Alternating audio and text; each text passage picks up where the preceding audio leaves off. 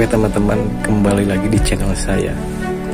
Setelah episode sebelumnya yang sangat seru, kini kita kembali dengan episode yang baru, dengan bocoran cerita yang saya angkat dari novel. Dan jangan lupa subscribe dulu bagi kalian yang suka. Dan sekarang saya mau menceritakan bocorannya kembali. Dan jangan lupa untuk subscribe, klik loncengnya, dan jangan lupa like. Selamat menikmati. Gaskeun. Dengan kaki kirinya menginjak tanah, Long Hao Chen mengandalkan kekuatan dari serangannya sendiri untuk bergegas ke depan, membuat pedangnya Rippling Light langsung berubah menjadi putih menyilaukan. Mengikuti bilahnya, seberkas cahaya putih meledak, bertujuan untuk menyerang kerangka merah itu. Warna putih yang menutupi pedang tentu saja merupakan hasil dari pedang suci, tapi tepi cahaya putih itu adalah serangan khusus dalam kondisi pedang suci, yang disebut bunga suci. Bahkan kerangka merah itu tidak berani menghadapi serangan bunga suci secara langsung. Karena tidak berdaya, dia hanya bisa menggunakan perisainya untuk perlindungannya. Dengan suara yang keras, bunga suci mendorongnya kembali dengan kekuatannya yang kuat, dan pada saat itu, Long Hao Chen sudah mendekat. Perisai suci agung lenyap, dan Long Hao Chen hanya memiliki pedang cahaya berkilau yang berkilauan dengan pedang suci di tangannya. Serangan Asura diluncurkan tepat pada saat itu. Long Hao Chen tampaknya telah memasuki kondisi yang luar biasa, memancarkan niat pedang yang tak tertandingi. Serangan Asura yang sederhana ini memberikan perasaan kesatuan antara pedang dan tuannya, yang diwakili oleh lingkaran cahaya putih berukuran 5 meter yang menyebar dari tubuhnya. Karena kombinasi cepat Long Hao Chen, kerangka merah tidak mampu melakukan serangan balik. Sebaliknya, dia menggunakan perisainya untuk bertahan, sama seperti sebelumnya. Di saat yang sama, tubuhnya sedikit miring, dalam upaya melakukan serangan balik segera setelah memblokir serangan ini. Namun, kekuatan serangan Long Hao Chen tidak bisa diremehkan. Tepat pada saat itu, ia naik ke puncak kekuatannya, dan Long Hao Chen memberikan kesan mampu mengatasi apapun. Kesan ini dihasilkan langsung dari niat pedang. Hal ini didasarkan pada pemahaman Long Hao Chen diperoleh sedikit demi sedikit dari Arya Dewi Cahaya. Alasan kenapa dia tidak menggunakan pedangnya secara langsung untuk melawannya hanya untuk menghindari kerusakan pada tubuh kerangka merah. Perisainya pecah berkeping-keping, kerangka merah itu dikirim terbang oleh pukulan ini, dan karena tubuhnya condong ke arah Long Hao Chen pada saat serangan itu, dia sebenarnya dalam posisi setengah miring saat dia terlempar ke dalam udara. Keempat sayap di punggung Long Hao Chen akhirnya mengepak, dan kilatan emas seperti kilat menutupi langit-langit, meluncurkan tendangan ke kerangka merah. Dia mengarahkan Rippling Light ke bilah tulang yang dipegang di tangan kanan kerangka merah, menghancurkannya menjadi beberapa bagian. Setelah menyelesaikan dua gerakan ini dalam sepersekian detik, Long Hao Chen berbalik dan membenturkan siku kanannya ke tenggorokan kerangka merah itu. Serangan ini selesai dalam sekejap, dan pada saat berikutnya, pria dan kerangka itu berpisah satu sama lain. Kerangka merah itu terlempar dengan keras 10 meter ke belakang, dan menghantam tanah dengan keras. Bagian dari tulang belulangnya berserakan di tanah. Melihat pertempuran yang brilian ini, semua orang dari pasukan pemburu iblis kelas 64 komandan tidak bisa menahan diri untuk tidak menunjukkan penampilan yang bersemangat. Mereka akhirnya menang. Setelah hampir 1 tahun, mereka akhirnya menang melawan kerangka merah yang kuat ini. Dan ini adalah duel 1 lawan 1, di mana Long Hao Chen tidak menggunakan dukungan dari Yating atau Hao Yue. Dia melakukan ini untuk menunjukkan rasa hormatnya terhadap lawannya.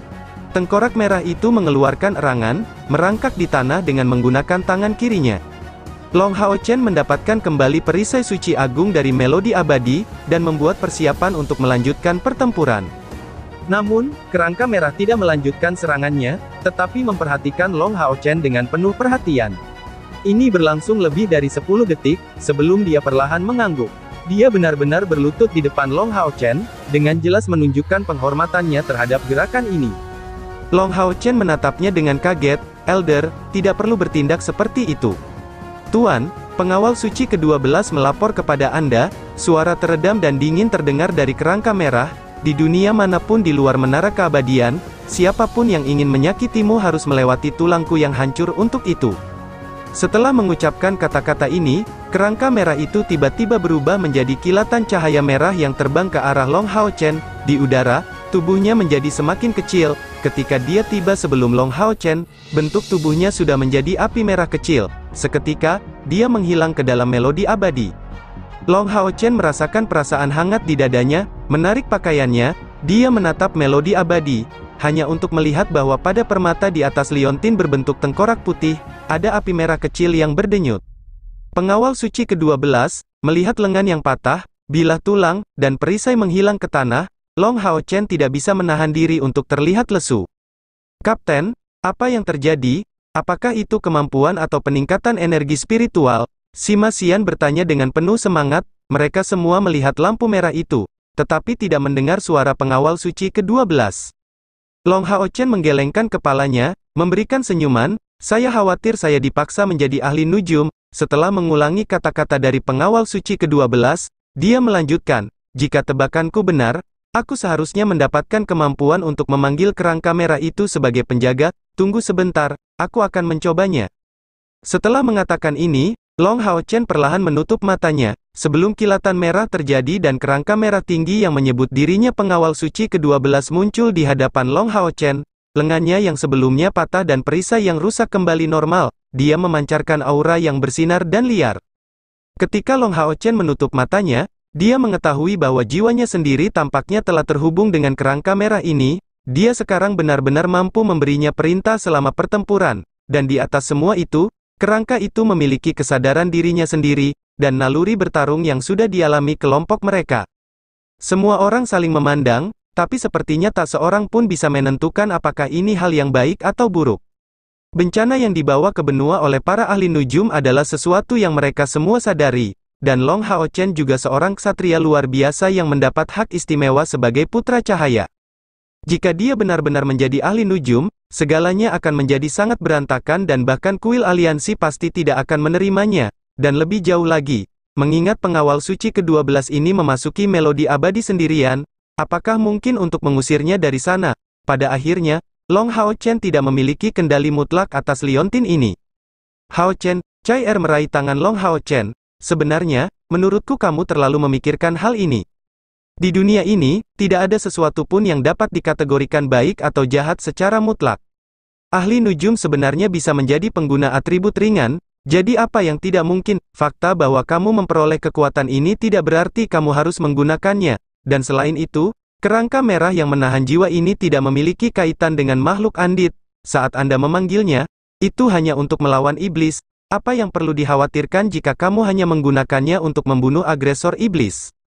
Han Yu mengangguk, "Wakil Kapten benar. Meskipun menara keabadian ini adalah tempat tinggal Necromancer suci Elux, dia tidak memiliki permusuhan apapun terhadapmu atau kami. Sebaliknya, karena pertolongannya kekuatan kami terus bertambah.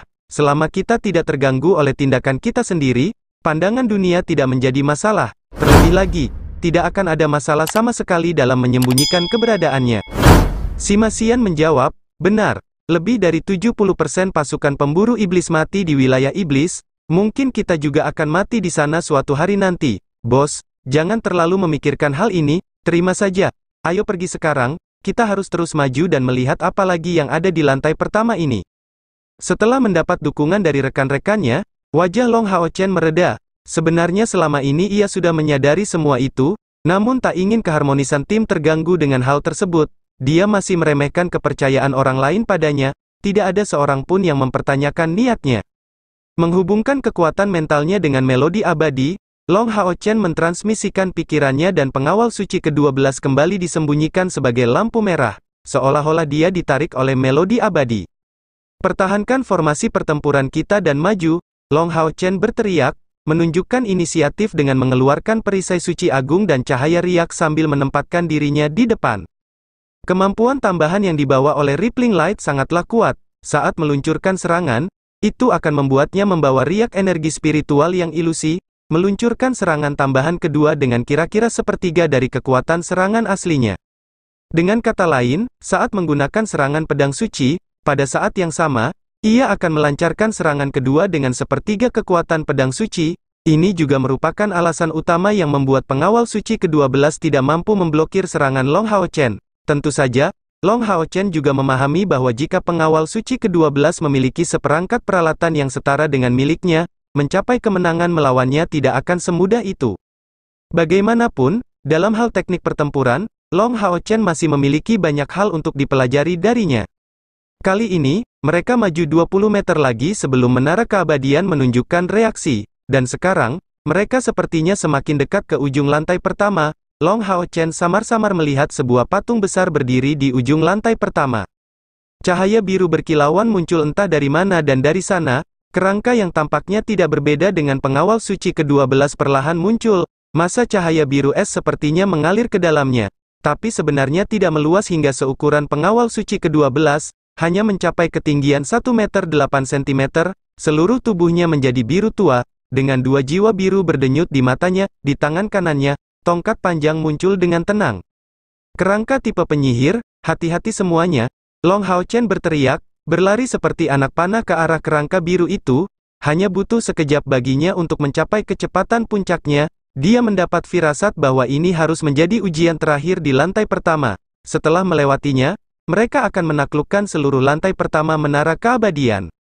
Api emas murni yang panas mengelilingi tubuh Long Hao Chen, menerangi seluruh menara keabadian. Ini tidak hanya dimaksudkan sebagai sarana untuk melawan lawan berelemen es, tapi juga untuk menerangi lingkungan sekitar rekan-rekannya, sehingga semua orang bisa lebih mudah merespon serangan dari kerangka biru itu.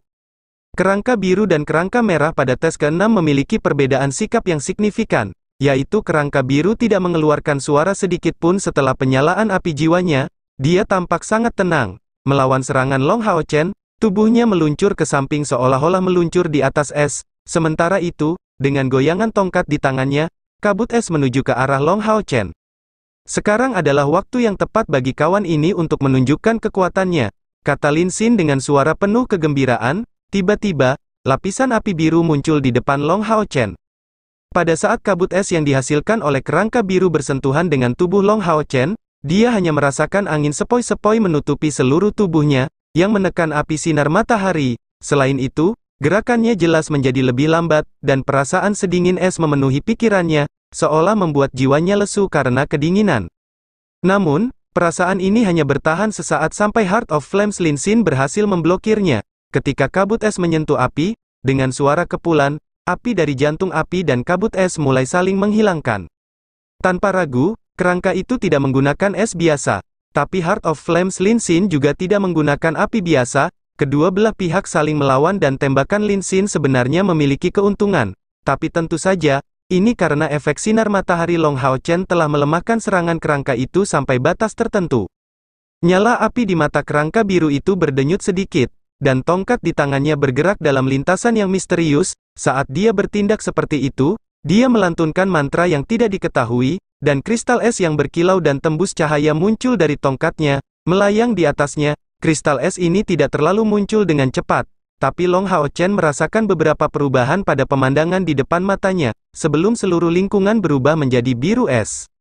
Dari sudut pandang yang lain, tubuh Long Hao Chen tiba-tiba berhenti sebelum segera dibenamkan oleh kristal es besar. Sungguh sihir yang kuat. Pada saat itu, anggota lain dari pasukan pemburu iblis kelas komandan ke-64 secara alami tidak menunggu, dan melancarkan serangan mereka terhadap kerangka biru itu. Api dari hati api Lin Xin berbenturan dengan kristal es yang sangat besar itu, segera mencoba untuk melelehkannya, sementara Cai Er, Wang Yuan, dan Sima Xian, serta Han Yu secara bersamaan berlari menuju kerangka biru itu. Gerakan mereka dipenuhi dengan pemahaman diam-diam. Mereka berempat telah berlari ke depan dan berpisah untuk mengepung kerangka itu, dan meskipun mereka tidak mampu menyerang dari keempat arah, serangan mereka yang terkoordinasi membuat kerangka biru itu sama sekali tidak mampu menahan pengepungan tersebut. Chen Ying-er duduk di tanah, kedua tangannya di atas bola kristal saat dia mengucapkan mantra perlahan. Dua sinar emas yang aneh dan warna gelap muncul dengan tenang, berputar di sekelilingnya seperti bola api. Fluktuasi energi spiritual di sekitar tubuh Chen Ying-er menghasilkan benang putih dari celah di antara alisnya, memancarkan cahaya putih. Menghadapi serangan gabungan ini, kerangka biru itu sebenarnya tidak mundur, dan tiba-tiba mengarahkan tongkatnya ke tanah. Dengan ledakan dahsyat, kristal besar yang membekukan Long Hao Chen terbelah, menghasilkan kekuatan ledakan brutal yang melemparkan pecahan es yang tak terhitung banyaknya ke segala arah. Pecahan es ini tidak hanya ditujukan pada mereka semua, tetapi juga menghentikan semua orang yang mengikuti jejaknya. Bahkan mengingat budidaya mereka saat ini, mereka tidak dapat menolak. Belati emas gelap Cai Er bisa dilihat, berubah menjadi banyak percikan cahaya di udara. pada setiap dorongan, bola es akan hancur, namun pandangannya terkonsentrasi pada Long Hao Chen. Bukan hanya dia, Wang Yuan, Sima Xian dan Han Yu juga melakukan hal yang sama. Melihat kekuatan ledakan yang kuat dari es ini, apakah Long Hao Chen baik-baik saja? Sepertinya tidak ada yang salah dengan Long Hao Chen, setidaknya, dia tidak terlihat terluka di permukaan, hanya saja api merah keemasannya dan api dari hati api Lin Xin telah hilang sepenuhnya. Ekspresinya tampak pucat, dan tubuhnya jelas tertutup es. Udara dingin yang intens menutupi sekeliling dengan rapat, terlihat jelas bahwa setiap orang merasakan seluruh tubuhnya mati rasa. Faktanya, energi spiritual eksternal mereka telah meningkat pesat setelah direndam dalam cairan menggunakan kristal naga sebagai bahan utamanya. Meski begitu, energi spiritual eksternal mereka yang kini melebihi 3000 unit tidak menghentikan tangan mereka menjadi kaku. Langkah ketujuh, tanpa diragukan lagi, ini adalah tingkat budidaya yang dicapai kerangka biru ini, dan lebih jauh lagi, kendalinya terhadap sihir sama dengan keterampilan bertarung kerangka merah dari zaman kuno, sesuatu yang hanya bisa digambarkan sebagai sempurna. Teriakan Phoenix yang bergema terdengar tepat pada saat itu juga, dan api merah membara dari Heart of Flames langsung menyala, dengan cepat menangkal dinginnya udara. Sementara itu, burung Phoenix api biru membumbung tinggi di langit, melewati semua orang dan melemparkan dirinya ke kerangka biru itu. Lin Xin sudah tidak dapat memberikan pertimbangan lagi tentang reaksi baliknya, karena betapa kuatnya kerangka biru ini, semua temannya terpengaruh olehnya. Jika dia diberi kebebasan memerintah, akan sangat sulit bagi mereka untuk melewati persidangan ini. Para anggota pasukan pemburu iblis ke-64 berkoordinasi dengan sempurna, di tangan Han Yu, pedang legendaris berwarna merah keemasan terangkat, dan dengan teriakan, sinar merah keemasan menutupi seluruh tubuhnya. Kilauan ini segera membebaskan tubuhnya dari kekakuan yang menimpanya, ditutupi oleh warna merah keemasan, dia langsung menuju kerangka biru itu. Dengan tergesa-gesa, Sima Xian menempatkan dirinya di depan Long Hao Chen, menggunakan bola cahaya energiknya, yang akhirnya selesai di model ulang pada bulan sebelumnya, untuk menghalangi lawan.